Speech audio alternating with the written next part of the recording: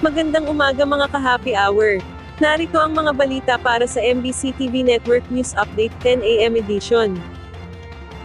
AFP pag-angkin ng China sa South China Sea sa pamamagitan ng 10-dash line, hindi katawa-tawang biro. Iginiit ng Armed Forces of the Philippines na illegal at walang basehan ang 10-dash line claim ng China sa South China Sea, kabilang na ang West Philippine Sea. Sa pulong balitaan sa Campo Aguinaldo, sinabi ni Philippine Navy spokesperson for the West Philippine Sea Rear Admiral Roy Vincent Trinidad, maituturing na biro at katawa-tawa ang claim ng China. Ayon kay Trinidad, ginagawa lamang ito ng China para aliwin ang Chinese Communist Party, gayon din ang ilang Pilipino at iba pang mga banyaga na pumapanig dito. Una nang tinawag ni Defense Secretary Gilberto Teodoro Jr. ang pahayag na ito ng China na pinakamalaking kasinungalingan at kathang-isip dahil walang bansa sa mundo ang naniniwala sa kanilang mga naratibo.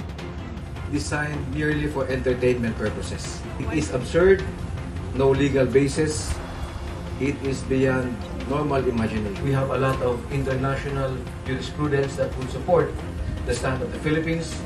We have the 2016 Arbitral Tribunal ruling. We have our constitution. It is not even worthy to provoke a laugh from anybody. It only shows the level of understanding. No one is laughing at the show. Samantala, Marilao northbound, maaari ng madaanan. Inanunsyo ng North Luzon Expressway Corporation na lahat ang mga northbound lanes ng Marilao sa Bulacan ay madadaanan na. Ayon sa kumpanya na nitong madaling araw, nang buksan nila ang 4 na lanes ng Marilao northbound, bagamat lahat ng mga lanes ay madadaanan na ay nananatili pa rin ang mga bakal na poste doon para sa tuluyang pagpapatigas ng mga nasimentong bahagi ng daan. Dahil dito, ay umaasa sila na magiging maganda ang daloy ng trapiko sa nasabing lugar.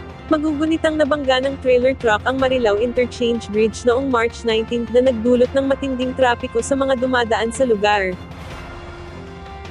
Sa Showbiz Spotted, Mariah Carey muling magsasagawa ng konsyerto sa bansa.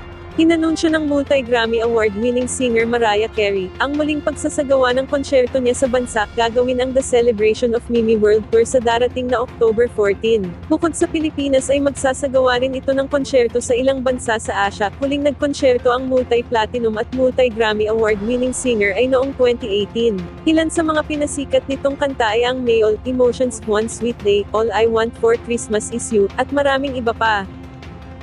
At yan ang mga balita para sa MBC TV Network News Update 10 AM edition. Abangan ang mga susunod na balitaan mamaya para sa 11 AM edition.